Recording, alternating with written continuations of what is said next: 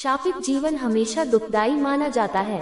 धार्मिक कथाओं की माने तो यहाँ तक कि भगवान भी इसके दुष्परिणामों से बच नहीं पाए हैं।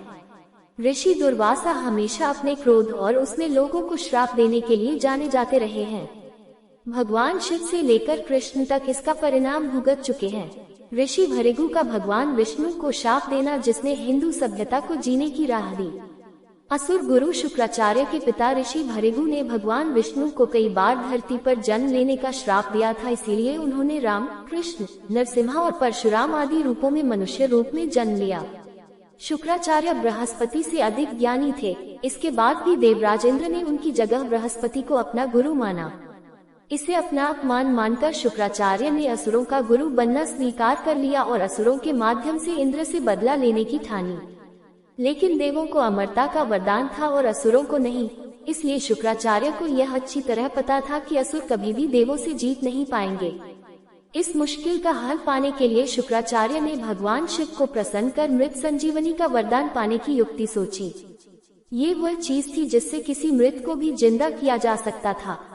शुक्राचार्य भगवान शिव को प्रसन्न करने के लिए कठिन तपस्या करने निकल गए, लेकिन जाने से पहले उन्होंने असुरों को अपने माता पिता ऋषि भृगु और मां काव्य माता की कुटिया में रहने का निर्देश दिया, ताकि उनकी अनुपस्थिति में देवता उन्हें नुकसान न पहुंचा सकता।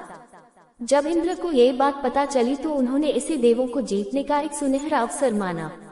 एक दिन जब ऋषि भृगु कुटिया में नहीं थे, उन्होंने वहां आक्रमण कर दिया, लेकिन काव्य माता ने अपने तेज से एक सुरक्षा कवच का निर्माण किया, जिससे देव असुरों को नुकसान नहीं पहुंचा सके। इस प्रकार देवता असुरों से हारने लगे।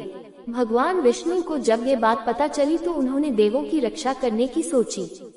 वे इंद्र का रूप धरकर कुटिया में गए और जब काव्य माता देवों को परास्त करने लगी तो अपने सुदर्शन चक्र से उनका सिर काट दिया। ऋषि भृगु को जब ये बात पता चली तो उन्होंने भगवान विष्णु को श्राप दिया कि उन्हें भी बार बार धरती पर जन्म लेकर जन्म मरण के कष्टों को महसूस करना होगा। हालांकि बाद में ऋषि ने कामधेनु गाय की मदद से काव्य माता को जिंदा कर लिया, लेकिन उन्होंने भगवान विष्णु को दिया श्राप वापस नहीं लिया। इस प्रकार धरती पर बार बार पहले राम और फिर कृष्ण रूप में जन्म लिया। इसके अलावा नरसिम्हा, परशुराम आदि रूपों में भी वे धरती पर अवतरित हुए। राम के जन्म से रामायण की रचना हुई और कृष्ण के अवतार में महाभारत कथा हुई। इस प्रकार जगत को रामायण और गीता ग्रंथ मिले। महर्षि भृगु ब्रह्मदेव भगवान के पुत्र थे। उनकी पत्नी ख्याति थी। ख्याति को संजीवनी विद्या का कुछ ज्ञान अपने पुत्र शुक्र से मिला था। वह अपने पुत्र की इस विद्या का उपयोग दैत्यों को मजबूत करने में करती थी। शुक्राचार्य ख्याति और भृगु जी के पुत्र थे, जो कि स्वयं दैत्य गुरु थे और हिरण्यकश्यप दैत्यराज को अति प्रिय थे। दैत्यराज ने उनके ज्ञान से ही प्रभावित होकर उनको दैत्य गुरु बनाया था। विश्वकर्मा या मय दानव भी इन्हीं भृगु जी के पुत्र थे, जो कि दैत्य शिल्पी थे और सबसे योग्य स्थापत्य कलाकार थे। शुक्राचार्य ने संजीवनी विद्या भगवान शिव से कठिन तप परिश्रम से सीखी थी। उनको ज्ञान था कि किसी मृत योद्धा को संजीवनी के प्रयोग से कैसे पुनर्जीवित किया जाए। उनकी इस ज्ञान की वजह से ही दैत्य देव संग्राम में देव कमजोर पड़ते थे और लगातार हार रहे थे। इनके गुरु बृहस्पति देव थे और उनके पास शुक्राचार्य की संजीवनी विद्या का कोई कारगर उपाय नहीं था तथा देवताओं की सहायता नहीं कर पा रहे थे। विष्णु आदित्य है, अदिति पुत्र है, अतः अदिति पुत्र दैत्यों से आपसी कुछ कलह बनी रहती थी। दिति अदिति दोनों बहनें थी। दिति से दैत्य, अदिति से आदित्य पुत्र हुए। देवता हारते देख उन्होंने भगवान विष्णु से सहायता मांगी।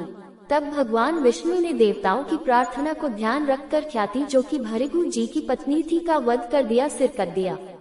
इससे भृगु ऋषि बहुत दुखी हो गए और शुक्राचार्य भी बहुत क्रोधित हुए, क्योंकि उनकी माता का वध विष्णु ने कपट से किया था। भृगु ऋषि ने क्रोधित होकर विष्णु जी को भी श्राप दिया कि जिस तरह मैं अपनी पत्नी के वियोग में पीड़ित हूँ, ऐसे ही आपको आगे त्रेता युग में अपनी पत्नी का वियोग सहना पड़ेगा। अतः श्री हरि त्रेता युग में श्री राम बने और लक्ष्मी जी सीता बनी तथा दोनों का वियोग हुआ और श्री राम लंबे समय तक पत्नी से अलग रहे।